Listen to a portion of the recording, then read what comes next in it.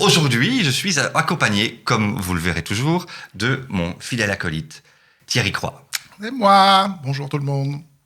Et aujourd'hui, nous avons un premier invité, Gilles Van Volsem. Bonjour Gilles. Bonjour. Et toute la foule applaudit. Gilles, c'est vraiment un plaisir de t'accueillir aujourd'hui. On ne le cachera pas, on est plus que des anciens collègues, nous sommes des amis. Et aujourd'hui, je t'ai invité pour quelque chose de particulier. Il y a un projet que tu mènes à bras-le-corps et pas tout seul depuis pas mal d'années, qu'on appelle New Six. Exactement. Merci à tous les deux de m'accueillir. New Six, c'est, comme tu le dis, c'est un projet qui a été co-créé. C'est un projet qui a pour vocation de sensibiliser les journalistes. Donc c'est vraiment dirigé vers les journalistes, les futurs journalistes, les directeurs de rédaction, donc les étudiants en journalisme, les professeurs de journalisme, toute la profession du journalisme, sur un concept qui s'appelle le journalisme constructif. Donc le journalisme constructif, c'est quoi ? C'est se dire, c'est sortir au fond de cette idée qu'une mauvaise nouvelle n'est pas une nouvelle. Bad news is no news, c'est un peu ça dans l'esprit des journalistes. Et donc, de se dire, au fond, le journaliste a une certaine responsabilité dans la manière dont il va traiter l'information, dans son choix des sujets. Et donc, la manière dont il va nous amener cette information va avoir un impact sur nous. Ça peut nous inspirer, ça peut nous donner envie d'agir. Et ça part du constat que souvent, quand on lit les médias, on en retire plutôt de l'angoisse et de la peur que de l'optimisme par rapport à la société. Or, il y a plein de chouettes choses à raconter. Alors, c'est marrant parce que toi-même, j'imagine que je sais que tu n'es pas journaliste, donc est-ce que tu peux te présenter succinctement pour nous expliquer qui tu es dans cette opération ? Donc, moi, je suis liégeois d'origine, fier de l'être. C'est pas grave. On t'en veut pas. Et j'ai fait des études d'ingénieur commercial, donc parcours assez classique, rien à voir avec le journalisme, mais c'était un de mes choix dans mes choix d'études, donc j'ai toujours été un peu sensible à ce métier. Donc là, aujourd'hui, je suis consultant, j'accompagne des entreprises et des organisations dans leur responsabilité sociétale ou le développement durable ou, pour utiliser l'acronyme du moment, le ESG, donc l'impact environnemental, social et de bonne gouvernance des entreprises. Un autre vrai bullshit aussi, alors ça. moi, je me demande quand même, comment tu passes d'ingénieur commercial à « je vais faire un truc pour des journalistes ». Ouais. Alors, c'est tout un cheminement. Je vous raconte l'histoire. On est là pour ça en même temps, sinon c'est chiant. Donc, j'ai commencé ma carrière par une année de coopération au Népal. Et voilà, c'est quelque chose, c'est une expérience qui m'a marqué, mais en même temps où j'ai vu les limites de la coopération. Et donc, voilà, j'en ai fait une année qui était riche, mais en ressortant avec une envie de me professionnaliser dans mon attitude. Et donc, dans mon attitude professionnelle. Et donc, je suis revenu en Belgique, j'étais dans la consultance, etc. Et il se fait que 10 ans plus tard, j'avais besoin de prendre du recul par rapport à ma vie, par rapport à mon couple. Et j'ai décidé de prendre une année... on a décidé de prendre... Oui, c'était un choix tout à fait posé et heureux. De se dire, voilà, on va prendre une année pour nous et on va retourner au Népal. Plus pour de la coopération, parce que la première expérience était un peu mitigée, mais pour quelque chose qu'on avait abordé ici à Bruxelles, c'est la méditation selon les pratiques du bouddhisme tibétain. Et donc, il y a beaucoup de pratiquants et d'enseignements qui sont donnés à Katmandou. Donc ça, j'avais déjà eu l'occasion d'en entendre parler, mais pas vraiment d'explorer la chose. Et donc, voilà, ça apparaissait comme une évidence. Tiens, prenons une année pour aller au Népal et suivre ces enseignements. Donc on est parti avec 2 enfants qui avaient 3 et 5 ans. On s'est installé à Katmandou, comme on l'avait fait avant, et donc tout se passait bien. Et puis il se fait qu'en avril 2016, on a été surpris par un très fort tremblement de terre qui a été assez dévastateur mais pour le pays. Mais pour nous, on l'a heureusement plutôt bien vécu. Enfin, on a eu très très peur au moment même, mais on n'a pas eu de dommages, on n'a pas été blessés, notre entourage non plus, et donc on a pu donc on est dans le gros tremblement de terre, quoi. On n'est pas dans le tremblement de terre de Liège avec une cheminée qui tombe, quoi. Non, tu prends ton appart et puis tu fais comme ça avec 1 mètre d'amplitude et il y a tout qui tombe. Enfin, assez traumatisant comme événement. Et puis surtout, les 5 jours qui ont suivi, donc on est resté là-bas. Donc tu as une grosse secousse au début, puis après ça se calme, mais t'as encore encore des secousses. Et donc pendant 5 jours, t'es assez... Enfin voilà, tu sais pas trop où te mettre, c'est plus rentrer dans une maison, t'as peur, il y avait plus d'eau, plus de bouffe, etc. Et donc on était dans une... Et voilà, j'étais là avec mes enfants, donc il fallait absolument trouver une porte de sortie. Et la Belgique, parmi les grands États de ce monde, a envoyé son avion l'avion militaire de Bifast. Donc on a eu beaucoup de chance dans tout ça parce qu'on a été pris en charge, etc. par l'armée belge et donc voilà, on quittait rassuré, mais en même temps avec un esprit mitigé parce qu'on laissait derrière nous un pays qui était dévasté, etc. Et donc avec quand même une envie de pouvoir les aider à notre manière, mais donc la meilleure manière de les aider, c'était de récolter des fonds pour les aider à se reconstruire. Donc nous voilà à l'aéroport de Katmandou en attendant l'avion militaire de Bifast et il y a une équipe de journalistes de Canal+ qui est là à côté de nous et qui attend aussi et puis qui se disent tiens en attendant on ferait bien une petite interview et donc on chaîne voit française ou chaîne belge? Française. Française, ok. Et du coup, on voit notre amie qui est là, qui passe du temps avec eux, qui se fait interroger, etc. On ne fait pas trop attention. Puis elle revient un peu blanche et elle nous dit ouais, mais il m'est arrivé un truc bizarre là. J'ai répondu à leurs questions, puis ils m'ont demandé de refaire l'interview en prenant mon fils dans les bras. Il dormait dans une couverture et en le prenant dans mes bras et en rajoutant un peu des mots comme peur, angoisse, etc. Et donc, elle revient vers nous en disant j'ai obéi parce que j'étais impressionné par les caméras et donc je savais pas trop, mais je me sens pas bien. Enfin, j'ai dit des choses que je pensais pas spécialement, etc. Et donc vraiment un malaise. Et donc, on était toute une bande d'amis là. On s'est dit mais non, ces médias, ça va pas. On refuse, on leur parle plus quoi. Et donc sur le trajet du retour, il se fait que l'avion s'est arrêté plusieurs fois et à chaque escale, j'avais des coups de fil de journalistes, parce que j'avais tous mes potes en Belgique qui avaient donné mon numéro de téléphone. Et donc, les journalistes qui essayaient d'avoir des interviews. Et donc, je disais non, je ne souhaite pas. Puis, il y a une journaliste qui, finement, me dit, voilà, je suis la fille d'une amie de votre mère, machin. Et donc...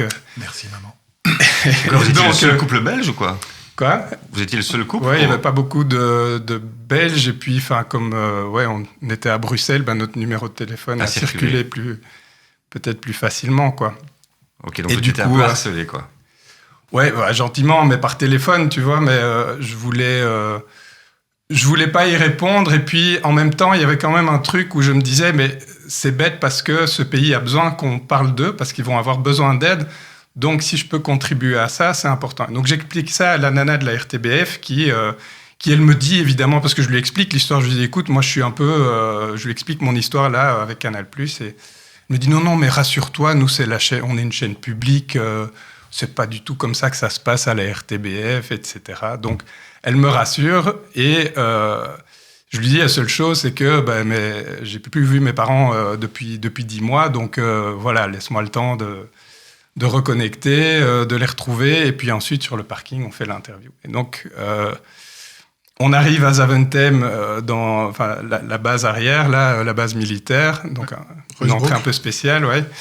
Et plein de journalistes qui viennent avec leur micro, qui viennent poser des questions aux enfants sans rien nous demander, qui filment les retrouvailles de famille, une espèce de souk comme ça, un peu scandaleux. Et puis, cette journaliste de la RTBF on va dans le parking avec les parents, puis un moment, frappe à mon épaule, vient me dire, voilà, je suis la journaliste, on avait convenu de... En direct?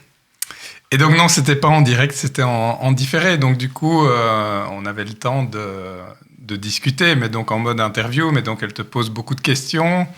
Elle me mettait en confiance et donc j'essayais de garder la ligne, tu vois, voilà, moi je revenais, j'avais juste une envie, c'était de parler du Népal et du malheur des gens qui sont encore là-bas, de ce pays à reconstruire et pas de ma petite vie. Et justement, on avait le cul dans le beurre d'être rapatrié comme ça, quoi. Et donc, mais bon, comme l'interview dure, tu vois, elle arrive quand même à placer des questions et qui me font parler de moi, de mon expérience, de la peur que j'ai traversée. Et t'avais eu peur.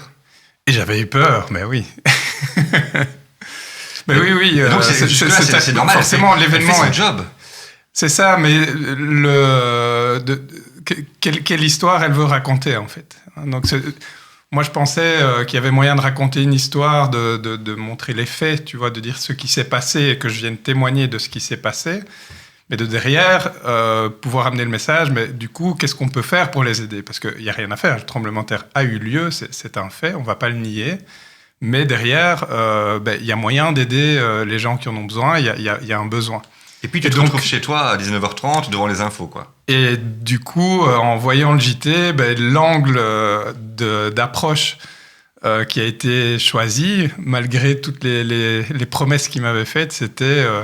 Voilà, on commence par un gros plan sur ma mère en pleurs à l'aéroport. Donc, ils ont été rechercher ma mère dans le public, etc. Donc, ils ont vraiment choisi le truc. Parce que ta mère elle était pas là, c'est vraiment à l'arrivée, quoi. À l'arrivée, oui, c'est ça. De dire, en fait, l'histoire, c'était... on suit ma mère. Elle est traumatisée en Belgique, quoi.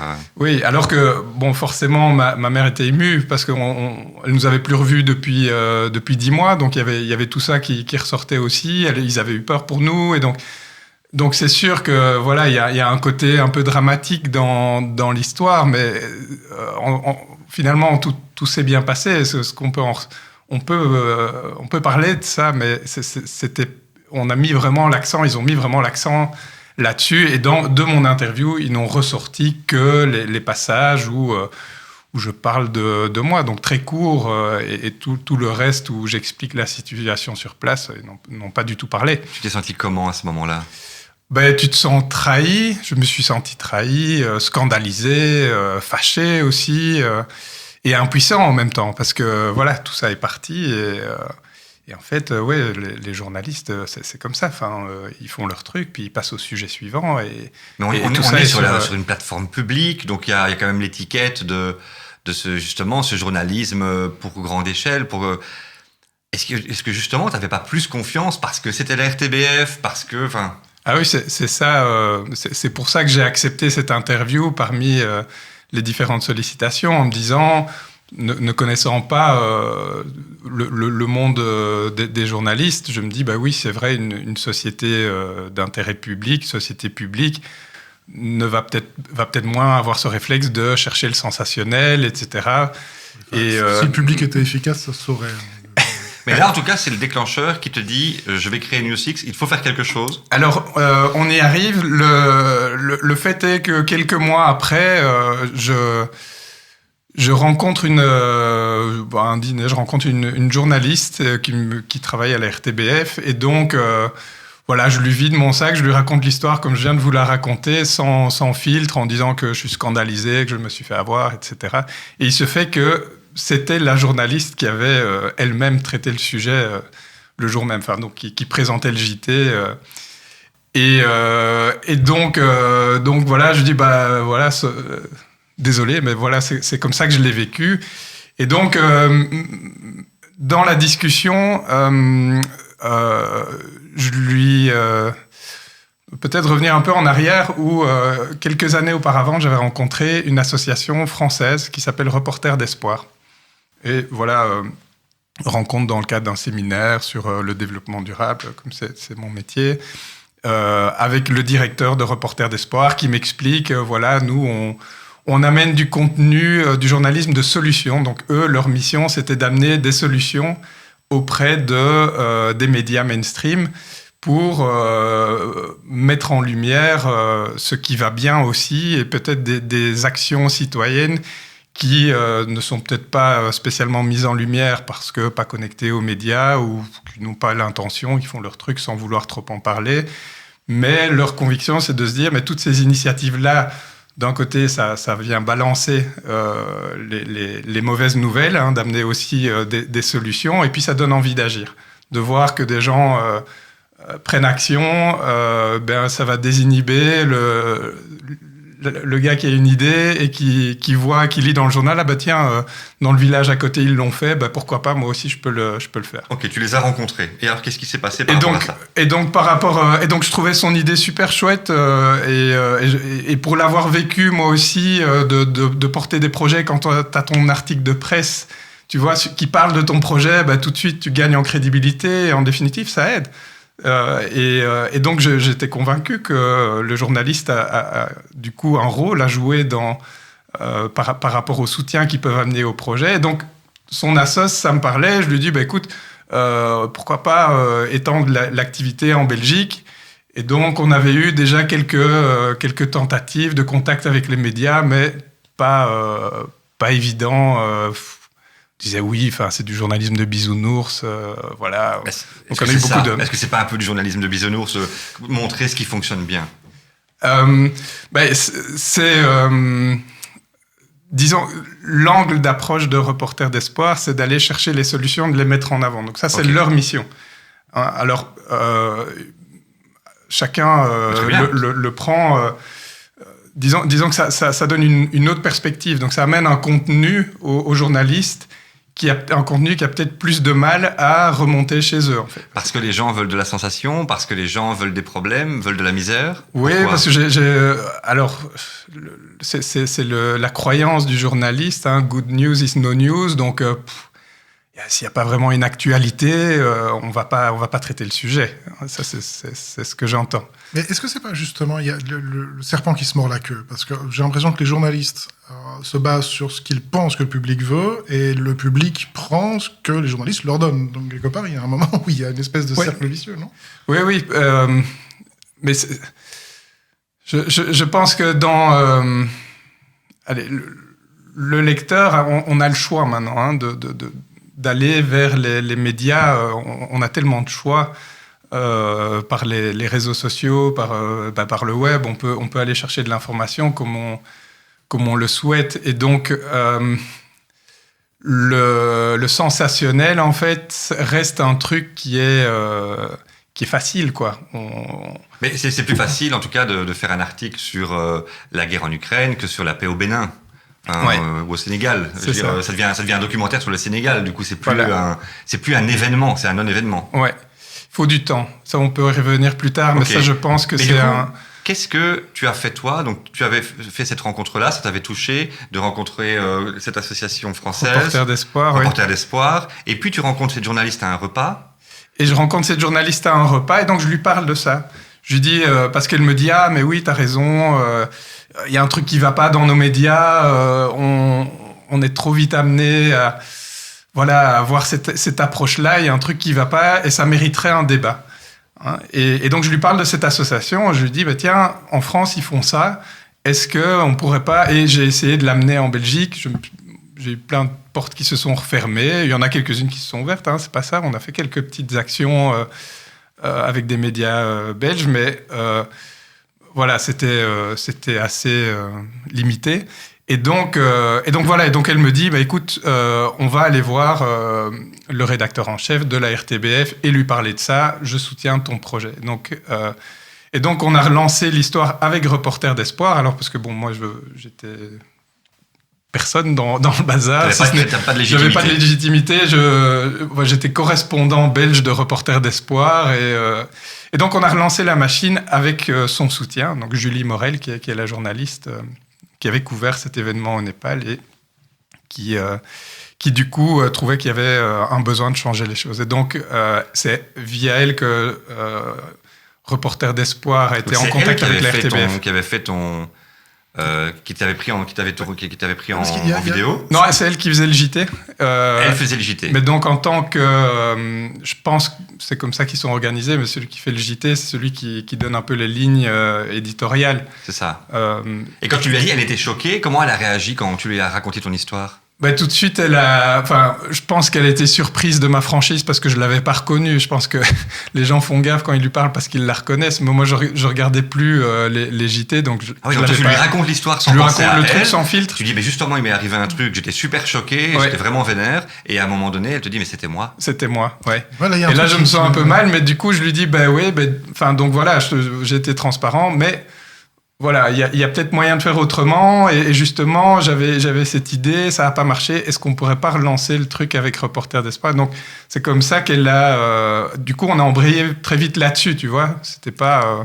Mais qu'est-ce qui fait dans ta tête? Parce que tu rencontres une journaliste qui te met des coups de bâton, et puis à un dîner, tu redonnes le bâton aux mêmes journalistes qui te les ont foulus. Mais il ne le savait pas. Non, je ne savais pas que c'était elle. Non, mais après, tu as discuté avec cette journaliste. Vous avez accepté de faire le projet ensemble. Tu as proposé oui, parce d'aller voir le rédacteur en chef. Parce que je veux comprendre pourquoi est-ce qu'ils veulent, pourquoi est-ce qu'ils sont dans une démarche comme ça. Parce que je sens qu'il y a un décalage en fait entre la personne, le journaliste qui veut bien faire son boulot, et puis ce vers quoi le système ou les rédactions, les organisations, les entreprises les poussent, en fait. Ça me fait penser à une émission que j'avais vue qui avait donné la voix à Noam Chomsky sur la prise de parole des journalistes et sur le fait que les médias, à un moment donné, créent de la propagande.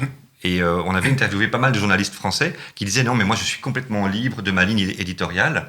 Et en fait, le constat, c'était que oui, ces journalistes sont libres de leur ligne éditoriale, mais des journalistes plus subversifs ou qui creuseraient plus ne seraient peut-être pas engagés finalement par ces entreprises, par ces boîtes, par l'RTBF, etc.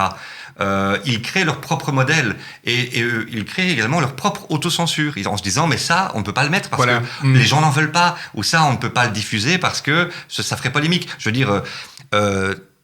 traiter un sujet, par exemple, sur l'État d'Israël, t'as le CRIF qui est tout de suite derrière ta tête en te disant tiens, qu'est-ce que je peux ou ne pas dire sur le mainstream. Et ça, je pense que c'est très présent chez ces journalistes. Sinon, ils ne seraient pas engagés, je pense.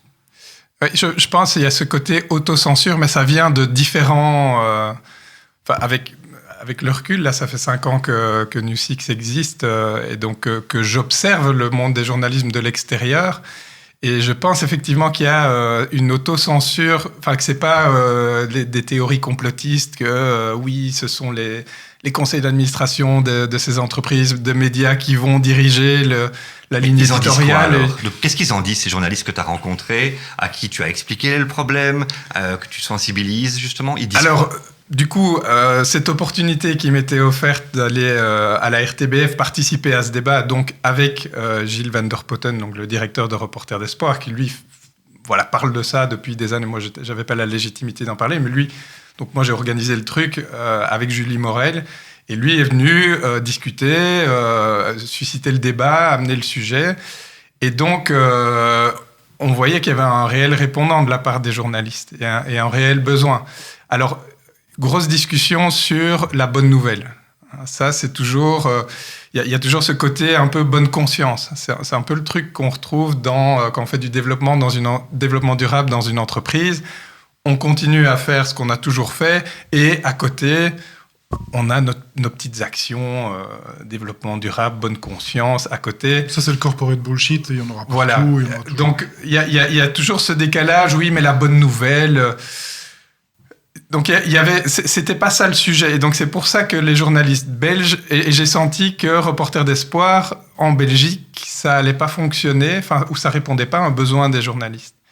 Et donc, à ce moment-là, je me suis dit, mais il y a quand même quelque chose à faire. Donc, j'ai organisé 3 tables rondes, 3 soirées, où on met une bouteille de vin sur la table, et puis avec des journalistes, des communicants, ou des gens qui, comme vous, viennent un peu susciter le débat, bousculer les idées reçues.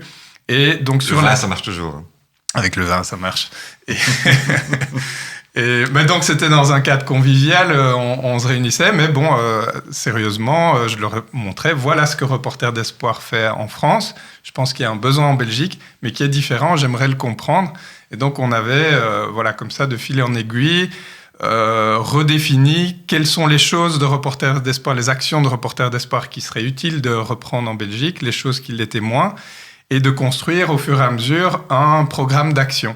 Et donc, après chaque rencontre, je disais, voilà, ceux qui veulent, voilà, on a discuté pendant 2-3 heures, il y a des idées, mais il faut peaufiner le travail. Ceux qui souhaitent continuer, faites-le moi savoir et puis on va continuer. C'est comme ça qu'on a créé un noyau de 8 motivés qui sont les fondateurs de New Six et avec qui on a dessiné un programme d'action concrète.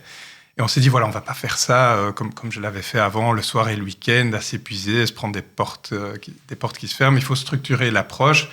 Il faut qu'on ait cette légitimité, justement, pour aller parler à tous ces médias. Et donc, on a fait un programme... C'est quoi les actions concrètes ?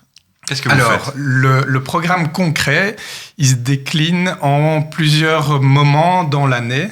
Il y a le prix du journalisme constructif. Alors, peut-être la première chose, c'était de définir ce qu'est le journalisme constructif. Parce qu'on n'était pas dans le journalisme de solution, parce que ce côté solution, on sentait que ça prenait pas, en Belgique en tout cas, ou ça répondait pas à ce besoin, mais c'était plutôt le journalisme constructif. C'est-à-dire, on ne parle pas spécialement d'une solution, mais par rapport à un problème, on va, dans la manière de l'aborder, dans la perspective qu'on va lui donner, dans le choix des mots, on va amener une réflexion, voire une solution. Donc une solution peut être une approche du journalisme constructif, mais plus largement, c'est de se dire avec quoi je vais laisser mon auditeur ? Avec quelle sensation ? Est-ce que je vais le laisser avec de l'angoisse ou de la peur, ce qui est souvent le cas, ou est-ce que je vais le laisser avec une question, avec une envie d'aller explorer le sujet plus loin, ou avec une proposition d'action ? Et donc, c'est ça, dans le logo New Six, donc c'est N-E-W, et il y a le 6 à côté du W. On a fait un truc compliqué exprès pour devoir l'expliquer, parce que c'est ça tout le but. Le 6e W en journalisme, donc je n'ai pas fait l'école de journalisme, mais visiblement, c'est le truc, quand tu écris un article, tu dois répondre aux 5 W, who, what, why, when... Ouais, c'est le QCCP de chez nous. Il manque le 5e. Ouais. Et donc, qui, où, quand, combien, comment, pourquoi. Voilà. Ouais. Et donc, le 6e W, c'est what do we do now ? Qu'est-ce que je fais de ton information ? C'est ce qu'on va te demander à la fin de la mission aussi. Ouais. Et donc ça, c'était la première action, c'était de définir journalisme constructif. Alors, on n'a pas réinventé la roue. Il y avait déjà des journalistes ou des associations qui travaillaient là-dessus, notamment le Constructive Journalism Institute au Danemark. Donc on a fait un travail de recherche, mais aussi de bien recadrer au fond, c'est quoi, qu'est-ce qu'on veut faire. Pourquoi vous voulez arriver à pourquoi ? Pour arriver à quoi ? Pourquoi faites-vous cela ? Alors il y a, je pense, les deux problèmes. Il y a une crise de confiance entre le journaliste et le lecteur. Donc pour recréer de la confiance entre le journaliste et l'auditeur, oui, ou le lecteur, ouais, ok. Et une crise dans les médias eux-mêmes, donc des journalistes par rapport à leur métier. Ils se remettent eux-mêmes en question ? Il y a beaucoup de journalistes qui sont en burn-out, qui sont en décalage par rapport à leurs valeurs et qui ne savent plus s'y retrouver dans le modèle. Je vais challenger le truc. Je me dis, mais en fait, ça me paraît, quand tu dis vous avez voulu faire compliqué, c'est peut-être compliqué. Est-ce qu'on ne veut pas simplement, si je prends vraiment l'auditeur, s'assurer que les journalistes aient accès finalement à pouvoir diffuser ce qu'ils ont envie ? Parce que moi, que ce soit positif ou négatif, ça m'est égal, pourvu que j'ai des points de vue. Or, aujourd'hui, j'ai l'impression qu'on n'a pas de point de vue. Prenons le simple point de la guerre en Ukraine. Bon, on a débranché la chaîne russe, fine, RTTV a été débranché, je peux comprendre. Et encore, je ne sais pas pourquoi, mais je peux le comprendre, on va dire que c'est de la propagande, mais est-ce que nous, on ne fait pas nous-mêmes, de toute façon, de la propagande ? À part sur Arte, où on a commencé à expliquer c'était quoi vraiment les régimes d'extrême droite qui se trouvaient et qui ont tabassé des russophones en Ukraine, pourquoi dans l'histoire ça a été compliqué ? Si tu ne vas pas creuser un petit peu dans certains médias de qualité, tu ne le sais pas. Ouais. Et je me dis, et au final, est-ce qu'alors RTBF et RTL ne sont pas finalement les mainstream potaches pour les gens qui ont le QI de la moyenne, où on veut que papy et mamie puissent voir leurs médias, et qu'en fait c'est normal que les jeunes, en fait la solution des jeunes, c'est normal qu'ils quittent ce média mainstream, qu'ils quittent un peu finalement cette panade, ce média haché, pour aller sur des canaux alternatifs où ils vont rechercher leurs solutions. Ouais. On a entendu plein de fois, surtout n'allez pas sur Internet, on n'entend que du bullshit. Mais ce que tu me dis, et je corrobore, c'est que finalement, sur le mainstream, on entend plein de bullshit, ou en tout cas, une pensée un peu... une pensée unique comme ça, tu vois. Alors, oui... Moi, je pense que donc notre mission chez Newsix, c'est de travailler justement avec le mainstream. Hein. Donc, c'est cette actualité-là qu'on va chercher. Donc, dans le logo, c'est news. Ce sont les news. Donc, c'est sûr qu'il y a plein de médias qui ont pris le temps de faire du journalisme autrement. Imagine, Médor, Wilfried. Enfin, il y a tout un tas de médias qui ont changé d'optique, ou sur le web aussi, des web TV, etc., qui ont pris un autre angle d'approche, mais où donc du coup c'est le lecteur. Donc on a la possibilité d'aller chercher ça. C'est pas ça qu'on veut créer. Ce qu'on veut baisser, oui, on veut bosser avec le mainstream en se disant, ok, on comprend que dans l'actualité mainstream, ils ont un rythme à suivre, hein, parce que c'est chaud. Enfin, ils doivent prendre des décisions très rapidement. Donc, il y a cette compréhension. Est-ce qu'ils vont pas sur Belga? Parce que tu vas sur RTL à 19h, puis tu vas sur RTBF à 19h30.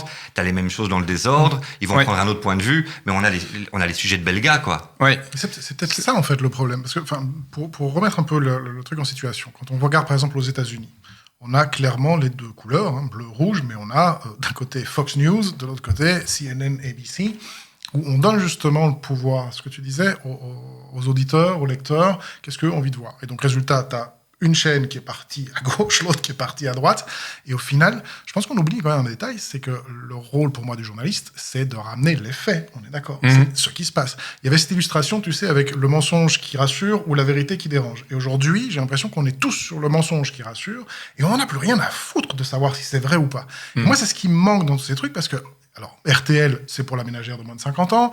RTBF, ils ont tous leur persona, tu sais, leur niche.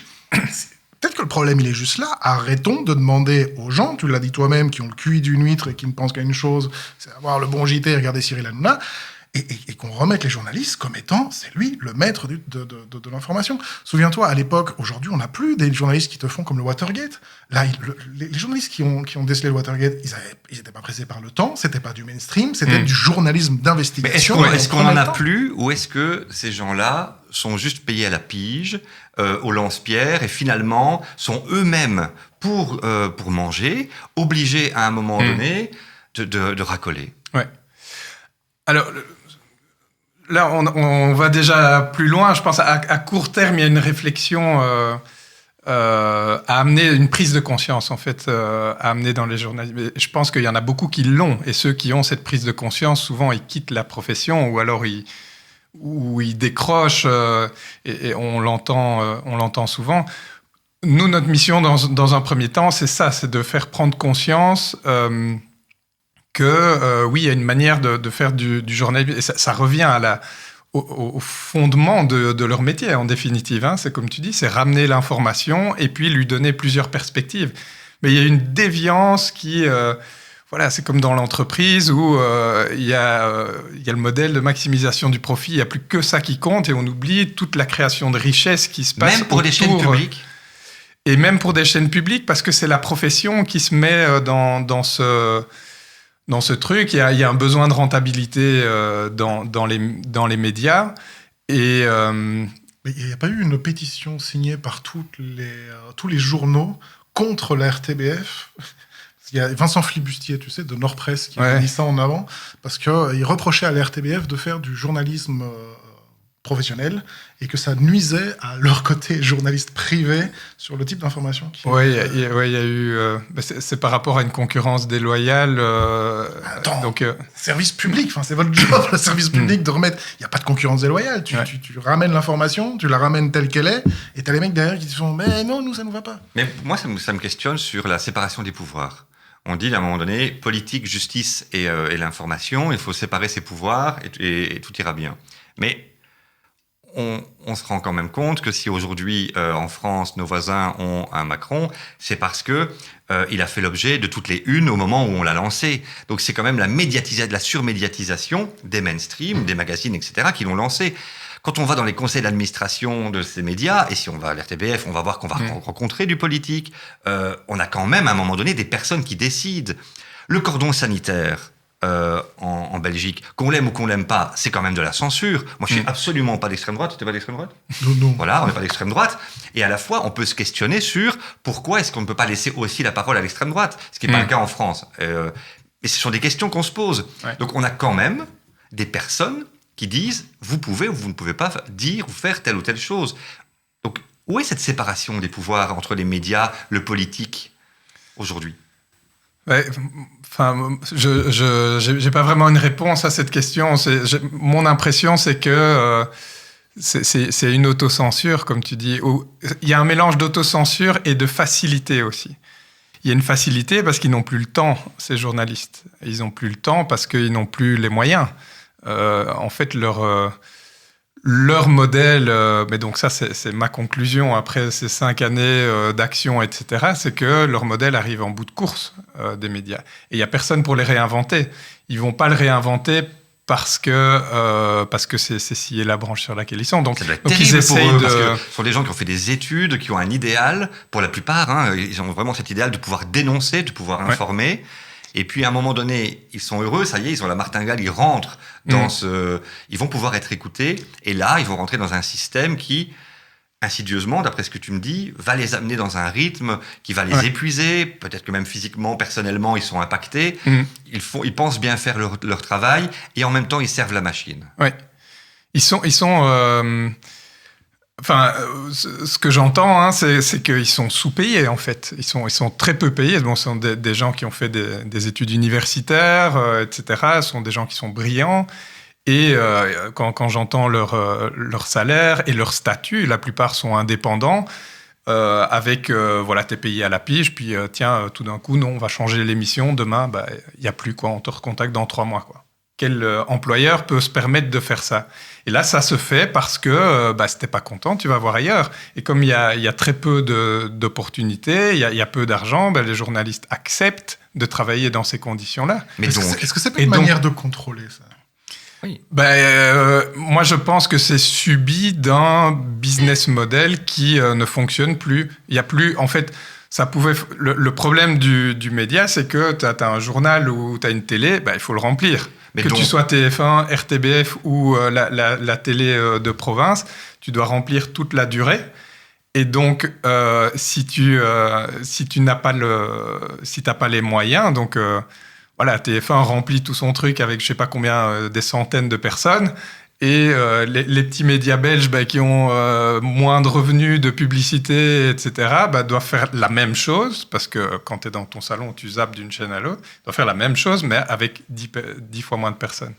Alors, est-ce que la solution, finalement, ne serait pas de ne pas s'occuper de ces mainstream et de privilégier des chaînes comme Brut, des chaînes indépendantes, faites de jeunes qui, finalement, se libèrent de toutes ces contraintes et qui prennent la place de l'Internet. Est-ce que ces jeunes qui, justement, que l'on critique parce qu'on a plein de bullshit ou c'est un peu facile sur Internet, ne sont pas la solution ? Moi, je pense que la solution viendra aussi d'innovations qui viendront de l'extérieur. Je vois Allez, c'est une entreprise qui est en fin de course. Qu'est-ce qu'ils commencent à faire ? Ils vont réduire les coûts. Donc, on baisse les salaires, on vire du personnel, on fait plus avec moins. Et donc, tu mets tout le monde sous pression.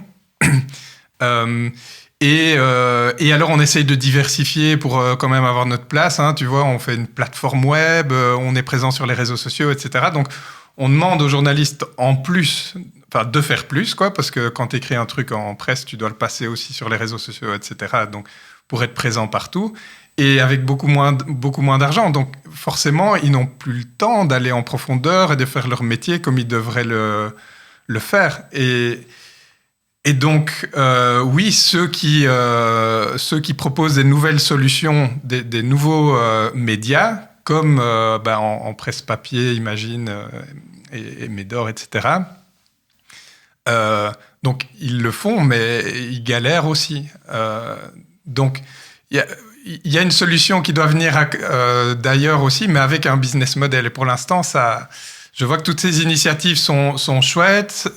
Tu vois, c'est encore des balbutiements, mais il n'y a personne qui a un truc qui va donner l'effet d'échelle qu'on recherche en fait chez Nusix, c'est de se dire dans le mainstream, en fait, on va venir, et ça c'est le pourquoi, pour répondre à ta question de tout à l'heure, pourquoi on fait ça et pourquoi moi je fais ça, c'est que je suis convaincu dans un climat anxiogène comme on le vit pour l'instant, qu'on a besoin de nous projeter, de projeter nos enfants dans un monde qui donne envie. Là, c'est compliqué, quoi. Quand je parle à mes enfants de leur avenir, mais de les rassurer, de leur dire, mais oui, je suis convaincu que le futur sera différent de ce qu'on vit aujourd'hui, qu'on est dans une transition, qu'on va vers quelque chose d'autre, mais que cette autre chose va être chouette. Ça, on le dit pas. On ne dit que tout ce qui va mal. Et donc, pour moi, les journalistes ont un rôle à jouer là-dedans, et ils ont un changement d'optique à prendre. On est dans une crise, c'est comme on est dans une guerre. Un pays qui est en guerre, il ne va pas parler des chiens qui se sont fait écraser, réaccentuer tout ce qui va mal. On le sait, là. Et donc, c'est nous projeter dans un monde de demain qui donne envie. Est-ce que toi, tu regardes le JT avec tes enfants ? Alors, moi, je regarde le JT et mes enfants quittent la pièce quand j'allume le JT. Ok. Et peut-être que le problème, il est là. Peut-être que le rôle du journaliste de demain, je ne sais pas, je pose la question, mais est-ce que c'est pas de commencer à l'école, en fait ? De ramener le journaliste à l'école et de réapprendre à nos enfants à réfléchir, à avoir un sens critique, à réfléchir par eux-mêmes, à regarder le monde différemment. Est-ce que votre rôle, finalement, c'est pas de redevenir comment on dit, de l'apprentissage, de l'éducation ? Est-ce que le rôle du journaliste, c'est pas d'éduquer ? Alors, je pense que ça fait aussi partie de la solution, et il y a d'autres associations qui s'occupent de ça, hein, qui vont dans les écoles pour justement sensibiliser les étudiants. Bon, voilà, il faut qu'on cadre un peu notre action. Il y a plein de choses à faire, mais notre action est... Alors, on va agir dans l'éducation, mais auprès des écoles de journalisme. Et donc, de ramener ce sujet pour les étudiants en journalisme, pour les conscientiser sur le phénomène, en fait. Hein, de se dire, mais regardez, c'est ça qui se passe, en fait, dans les médias. Il y a ce phénomène qui se passe qui nous pousse à devoir parler de journalisme constructif, parce que en sortant de leurs études, ils se disent mais non, enfin c'est faire du journalisme. On a dû inventer ce concept-là pour contrebalancer un phénomène qui est en train de se passer. Donc oui, mais plutôt que d'aller dans les écoles de journalisme, pourquoi ne pas avoir un journaliste qui vient donner 1 heure par semaine ou 2 heures par semaine dans des écoles normales, humanité, secondaire, primaire, de se dire, là, c'est un cours, c'est pas un cours de journalisme, c'est un cours d'étude du monde. Alors d'accord, mais est-ce qu'il ne faut pas aussi, quand même, malgré tout, avoir confiance en ce journaliste qui y va ? Parce que moi, je me souviens qu'il y a des entreprises qui sont venues donner des cours de nutrition dans les écoles, et puis ces entreprises, finalement, elles étaient elles-mêmes restauration d'entreprise. Donc, il faut d'abord avoir confiance. Est-ce que vous ne devez pas travailler également avec les conseils d'administration ? Parce qu'au final, le journaliste, il vous le dit que lui est en problème, qu'on lui demande trop de choses, qu'il n'est pas assez payé. Donc, le problème, est-ce qu'il n'est pas encore au-dessus ? Chez ceux qui décident ? Oui, ça fait partie sans doute de l'évolution de Nusix, c'est de remonter son problème vers les décideurs. Ma conviction, c'est que c'est peut-être pas le conseil d'administration qui va réinventer le média, quoi. L'innovation, soit elle vient de l'intérieur d'une entreprise, et je le vois, ils se cherchent, hein, enfin, on voit des trucs, tu vois, ils sortent, on a l'application du soir, on a les groupes qui se rachètent l'un l'autre, hein, IPM qui a racheté une télé pour avoir l'ensemble, et ils font des partages. Là, on n'est pas sur le fond, on est sur l'occupation du terrain. On est sur le comment bombarder finalement tout le monde d'une masse d'informations. Le métro, c'est gratuit, mais le métro, c'est encore une fois ce qu'on retrouve dans le Belga et les titres qu'on veut bien nous donner. À aucun moment, on a la place pour l'auditeur, pour le citoyen, pour le lecteur. Parce qu'il faut donner du temps, et pour pouvoir donner du temps à ton journaliste, il faut de l'argent. Et là, il n'y a plus d'argent, donc...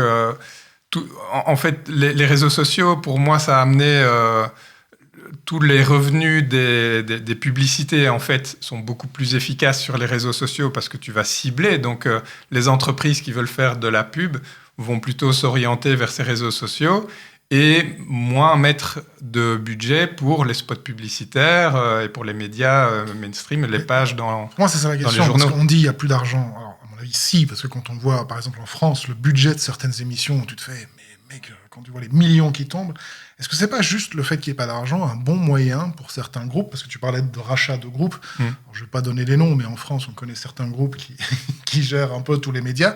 Est-ce que c'est pas une manière justement de contrôler ce qui se fait, ce qui se dit, et le fait de mettre les budgets dans les choses qui vont rapporter soit au niveau financier, soit au niveau notoriété, ou avec un agenda autre, n'est pas plus intéressant que de mettre l'argent... Je vais le reformuler. Est-ce qu'on est complotiste à partir du moment où on imagine quand même que des gens qui mettent des sommes colossales dans les médias, c'est quand même pour avoir un intérêt en retour?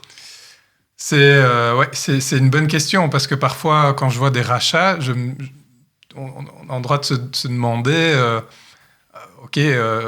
une société d'investissement qui a dans son portefeuille tout un tas d'activités, tout d'un coup va racheter un média qui est absolument pas rentable. On peut se demander, tiens, pourquoi? Alors, il y a des raisons sans doute de diversification ou de dire, j'ai déjà un groupe média dans mon portefeuille, donc je vais le compléter pour optimiser la chose.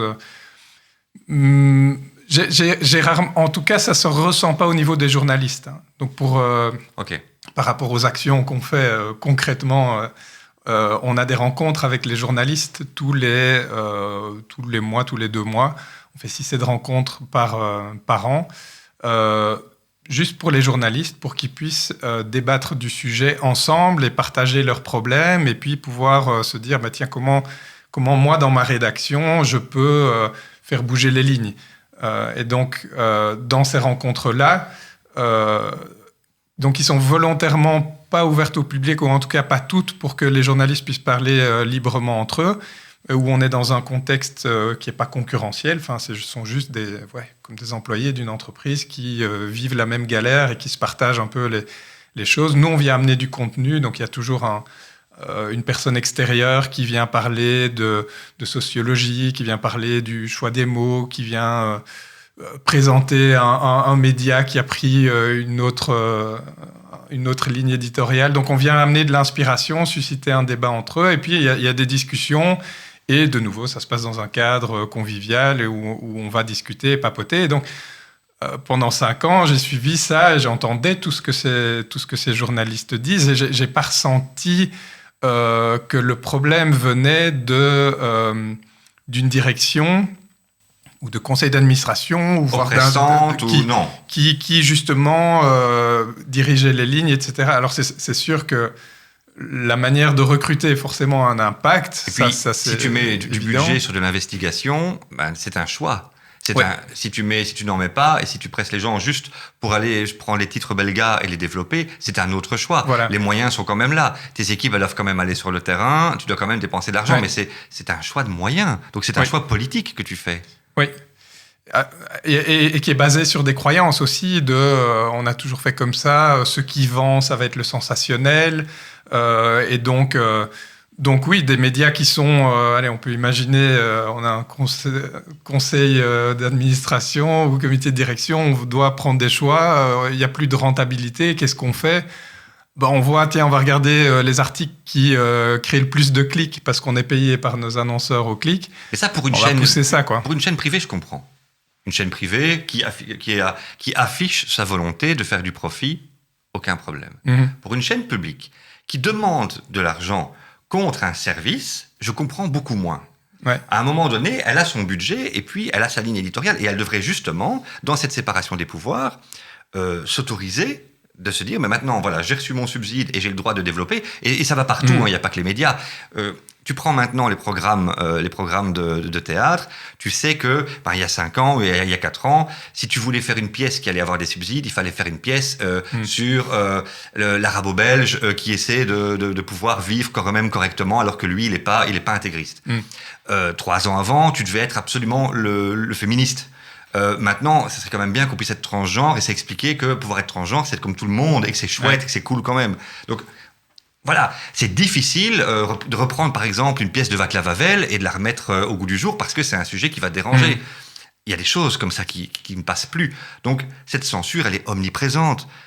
Donc, et je finirai par ça, je veux dire, quelle est pour toi vraiment la solution à un moment donné de se réapproprier le pouvoir de l'information? Parce que pour moi, c'est ça le sujet. Ouais.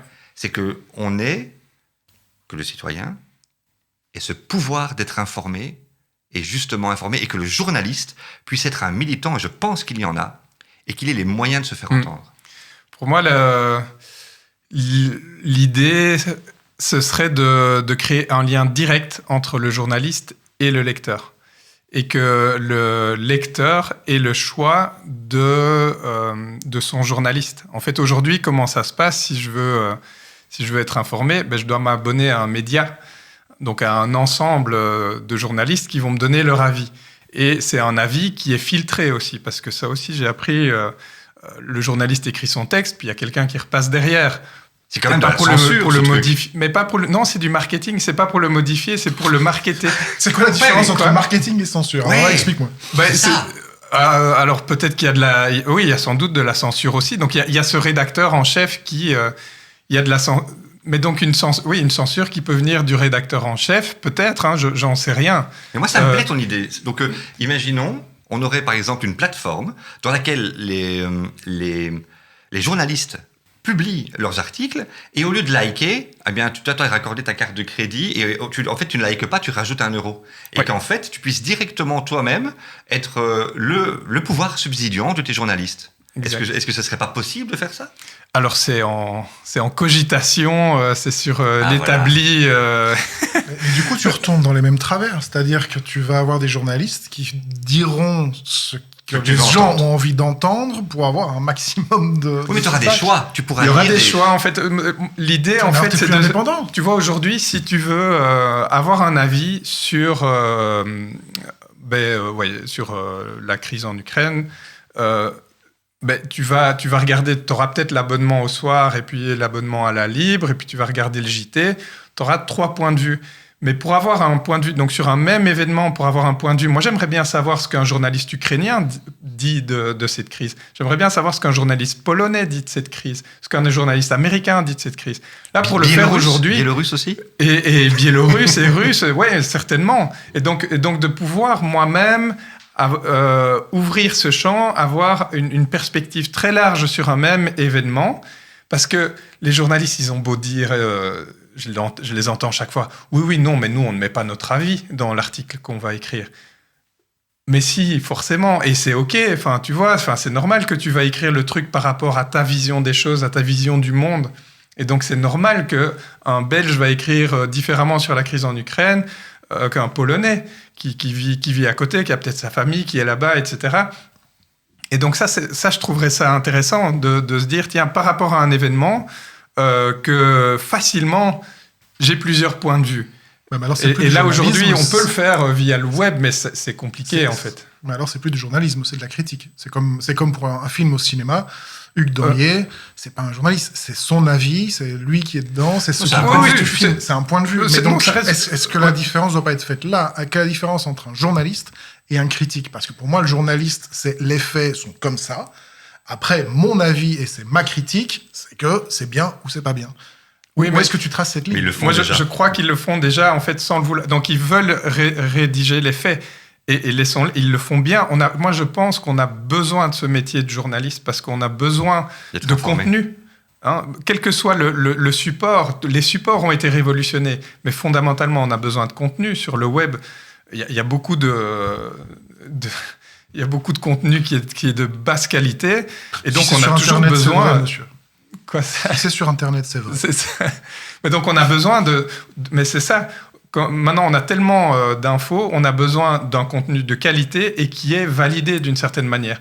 Que je sache que quand je vais lire un article, en fait, ça a été écrit par un mec qui est reconnu comme journaliste et qui, voilà, peut-être que, mais donc lui va mettre aussi son avis dedans, mais si je passe par les médias aujourd'hui, c'est parce que je sais qu'il y a une confiance envers la personne qui l'écrit. J'en arrive en tout cas maintenant à une chose importante. Pour les personnes qui nous écoutent, si tu avais 3 conseils à leur donner pour justement améliorer cette façon de consommer le journalisme. 3 conseils. Alors, vis-à-vis du... Donc, New Six, on n'agit pas vis-à-vis du public. On fait juste une action on a fait une action qui était visible. Et je vais peut-être en parler parce que ça va répondre à ça. En fait, on faisait... je le mets au passé parce qu'on est en train de la remettre en question. On faisait la semaine de l'info constructive.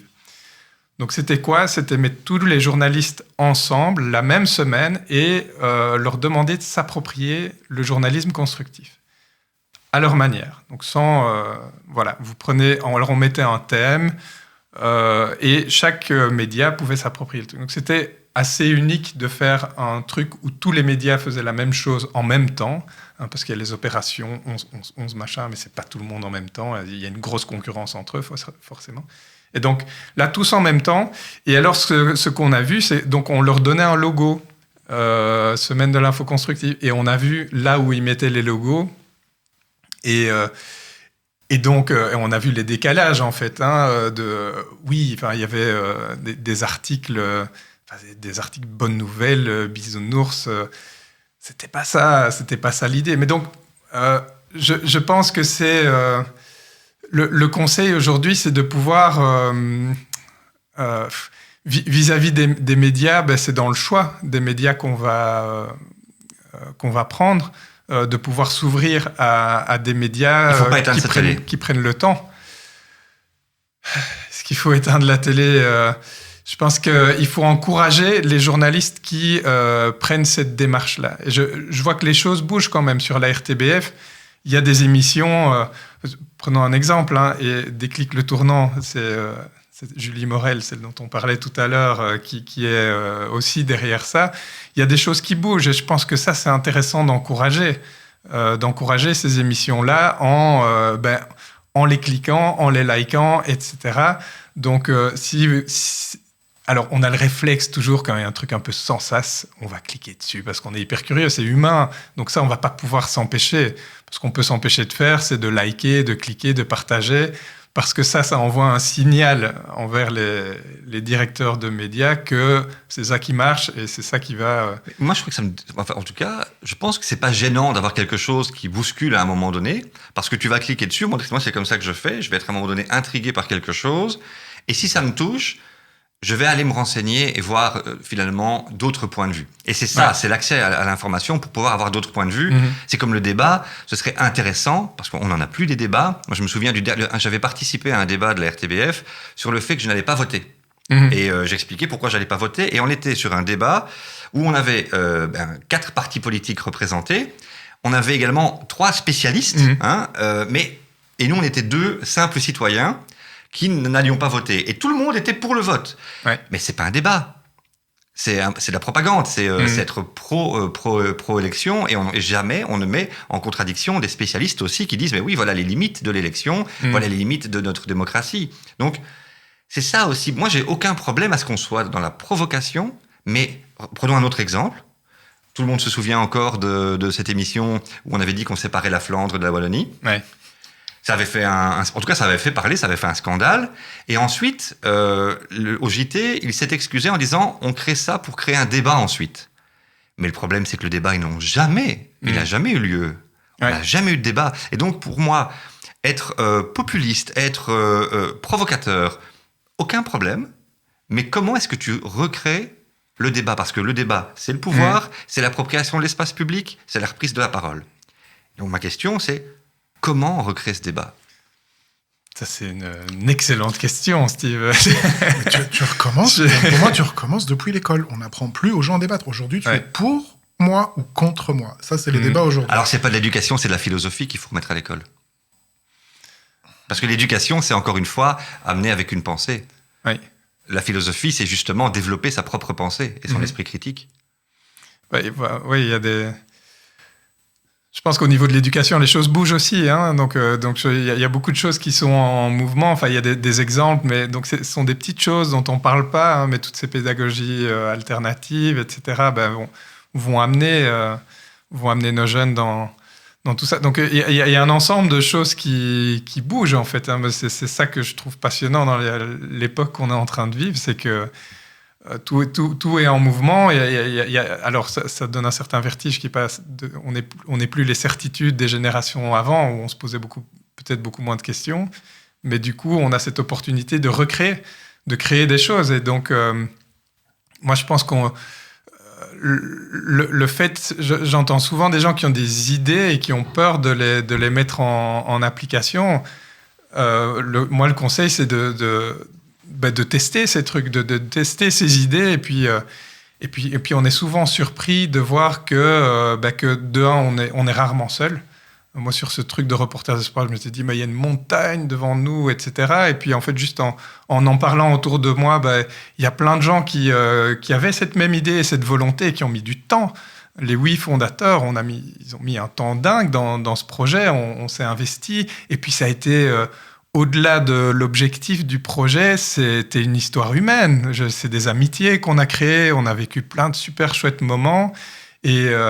Et ça, il ne faut pas l'oublier aussi. Quand on a un projet, il faut s'amuser dans le projet. Donc, ce que tu conseilles, c'est tester vos idées, rassemblez-vous, ne restez pas seul. Ouais. C'est ce que j'entends aussi.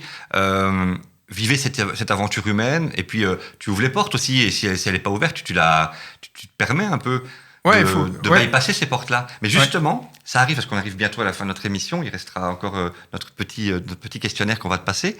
Mais avant ça, je voudrais aussi te poser, quelles sont les 3 règles que tu proposes d'enfreindre, qu'il faut enfreindre? Parce que tu sais qu'on est un peu subversif. Donc c'est pour faire honneur à notre image de marque. Quand quelqu'un me dit on a toujours fait comme ça, c'est là qu'il y a un truc intéressant. Ça, c'est la règle à enfreindre. On a toujours fait comme ça. Et si tu faisais autrement? Oui, on a le droit de faire autrement. Et au fond, et pourquoi? Et pourquoi, hein? Et se poser 5 fois le pourquoi, hein, c'est, voire 7, voire 10. Faire autrement? Avec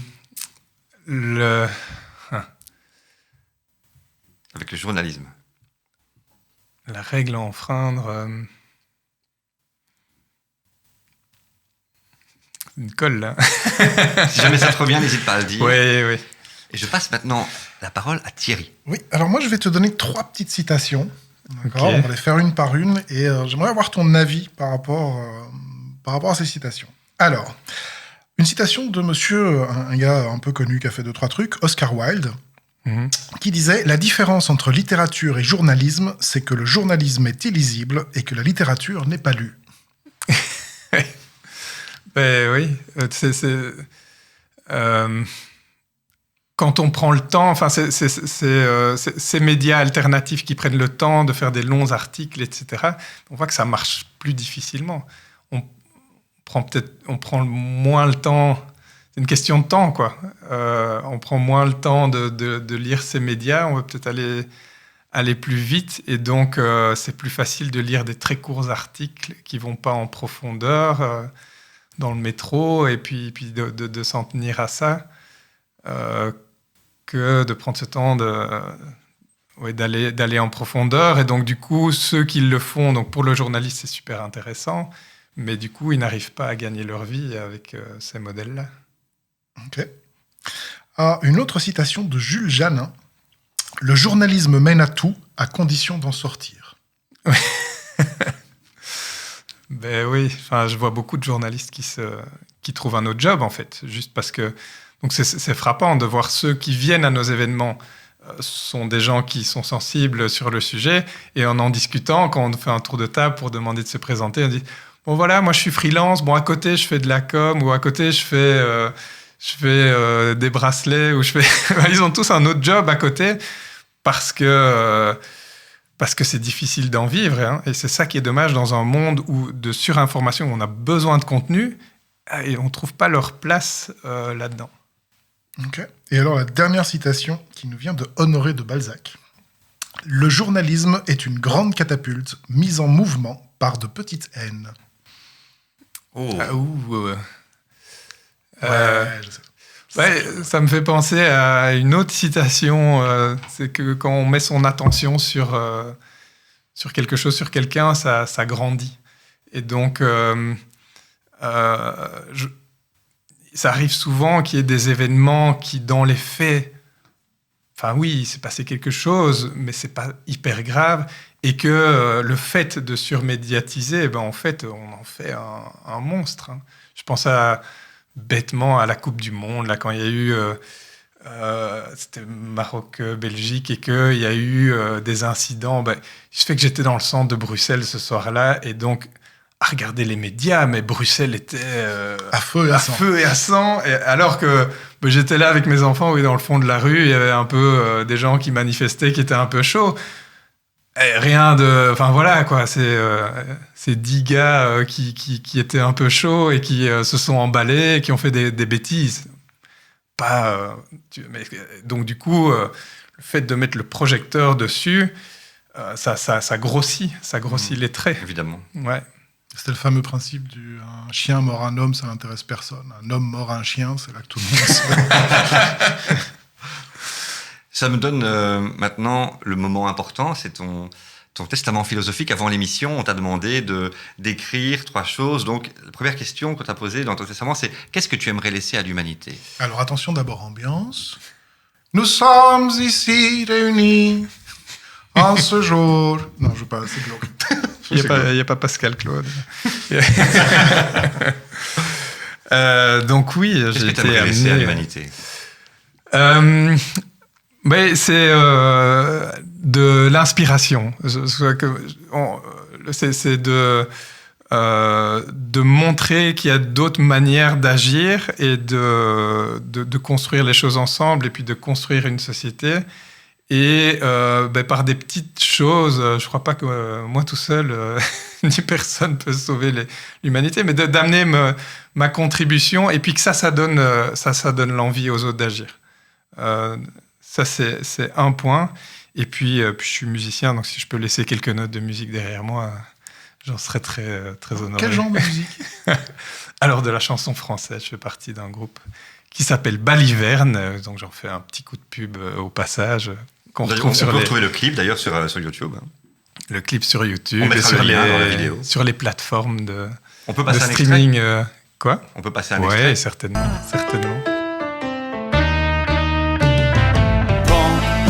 Cœur et de côté, allez tous vous faire banaliser. Et si c'est moi mis de côté, je vous lirai ces mots, ces banalités, sans me protéger.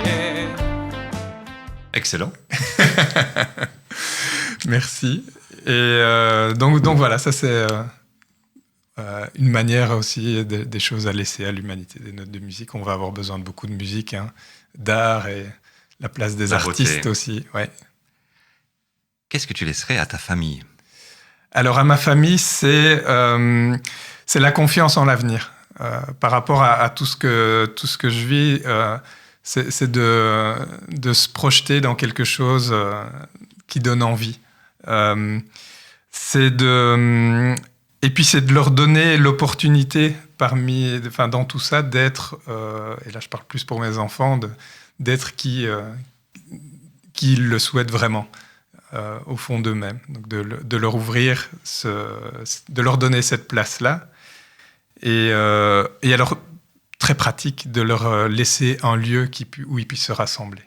Donc ça, c'était important, d'avoir un lieu où ils puissent se retrouver et se ressourcer. Physiquement, la maison... Un lieu physique. T'es un bâtisseur. Hein. Ouais. Et enfin, et Dieu dans tout ça ? C'est là que Pascal Claude arrive. Dieu dans tout ça, vous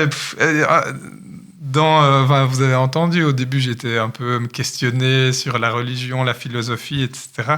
Ce que j'ai retiré dans le bouddhisme, en fait, c'est pas vraiment les pratiques. Enfin, si, il y a la méditation, etc. Et puis il y a beaucoup de rituels, etc. Tout ça m'intéressait pas. Mais ce que je trouvais intéressant dans le bouddhisme, c'est qu'il ne propose pas une seule voie. C'est qu'il y a plein de voies possibles, en fait. Et donc, il y a plein de religions. Donc, c'est ça qui est chouette. Moi, je comprends pas ceux qui essayent de nous forcer un dieu ou une religion. C'est que, ok, toi, ça a peut-être marché pour toi, mais ça va pas marcher pour moi. Donc, je trouve la religion, c'est un truc hyper personnel. On a chacun un trajet à suivre pour arriver à ce pourquoi on est ici sur Terre. Et les chemins sont tous tellement différents que, oui, pour certains, une religion va fonctionner, et puis pour d'autres, il faut autre chose, quoi. Et toi, tu trouves Moi, j'ai trouvé beaucoup d'inspiration dans la philosophie bouddhiste, donc dans les pratiques, les principes, enfin, dans cette philosophie-là, et donc ça m'aide dans mon chemin. Et donc, j'ai pas une image d'un Dieu, en tout cas pas personnalisé, mais j'ai l'impression qu'il y a une certaine cohérence dans tout ça. Et c'est ça que... Une forme de logique.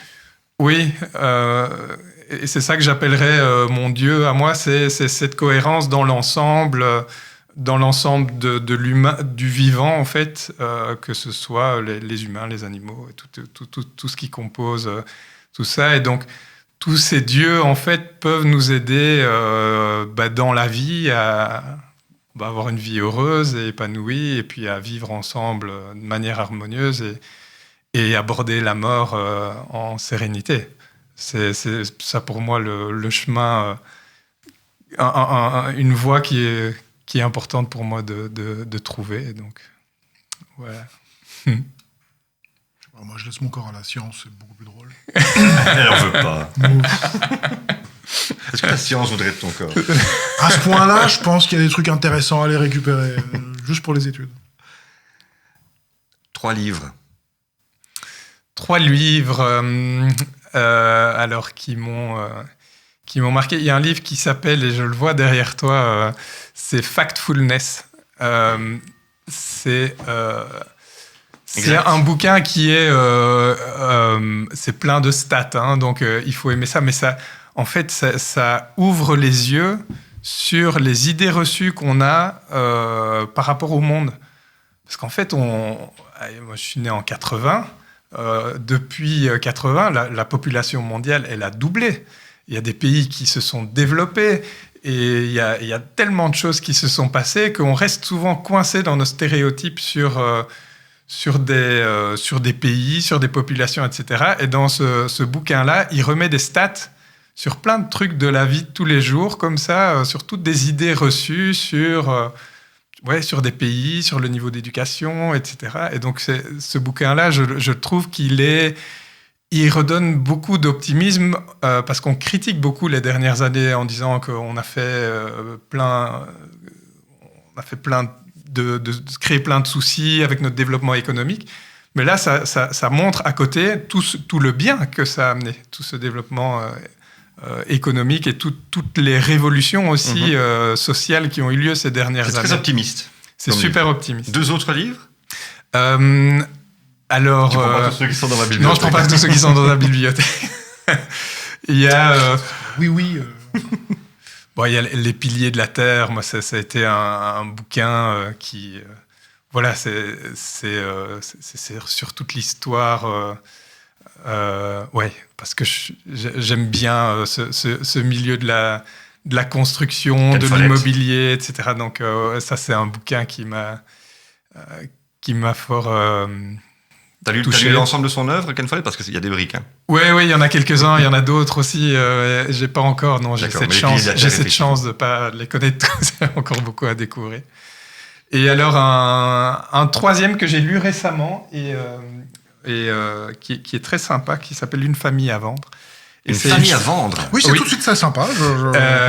Très peu sérieux. Alors, c'est sympa, pourquoi? Parce que, d'une part, je vous parlais de mon groupe Baliverne, c'est le chanteur du groupe qui a écrit ça, donc j'aime beaucoup ces textes. C'est ce qui me pousse aussi à jouer de la musique autour de ces textes. Et donc là, c'est un roman où lui il a vécu dans l'entreprise et donc il vient un peu amener un autre regard sur une entreprise qui se fait racheter.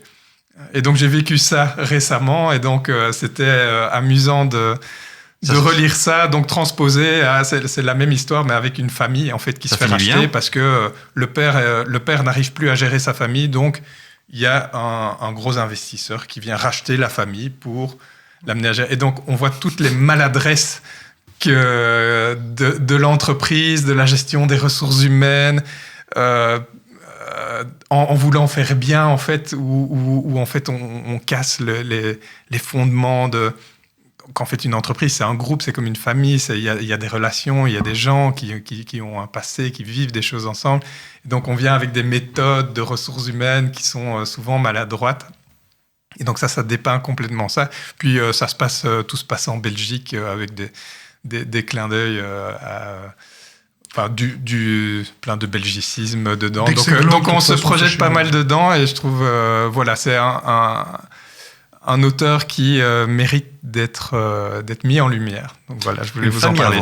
T'imagines si c'est comme les entreprises où à la fin ils parcellent, ça devient un livre sur les dons d'organes et le trafic d'organes et puis des groupes et puis parce que ton gamin de 10 ans est plus intéressant en pièces détachées. Enfin, tu vois, Eh bien, moi, j'en profite également pour passer un bouquin qui s'appelle « À moindre mal ». « À moindre mal », ça vient de sortir. C'est un roman, un mélange entre le rythme Georges Simenon et on a dans le style Boris Vian mélangé avec un John Kennedy Toole. Et donc, vous rentrez dans un roman comme ça, somme toute classique à la base, et puis vous rentrez dans quelque chose d'un peu surréaliste. Je vous le recommande. Alors, c'est de Lucien Dubial. Ah oui, c'est très bien. Ah bah dis-le. Mais moi, j'aime Georges Simenon, j'adore John Kennedy Toole, La conjuration des imbéciles, qu'on peut citer, très très bon aussi. À moindre mal, une très très bonne surprise. Non, parce que tu vois, on vient de parler de journalisme, mais les gens s'en foutent de savoir qui. Ce qu'ils veulent savoir, c'est si c'est bien. Tu vois, tu veux donner le pouvoir au lecteur. Mais alors, je laisse au lecteur le pouvoir de dire s'ils aiment ou pas. Donc, n'hésitez pas à laisser vos commentaires en dessous. Gilles, il est temps de nous dire au revoir. Merci. Merci à toi, merci pour ce moment. Merci Thierry. De rien. C'était un agréable moment. Et vous, que vous ayez aimé ou pas, n'hésitez pas à en parler, likez, partagez et expliquez-nous pourquoi. On revient très bientôt. Ciao, ciao. Ciao.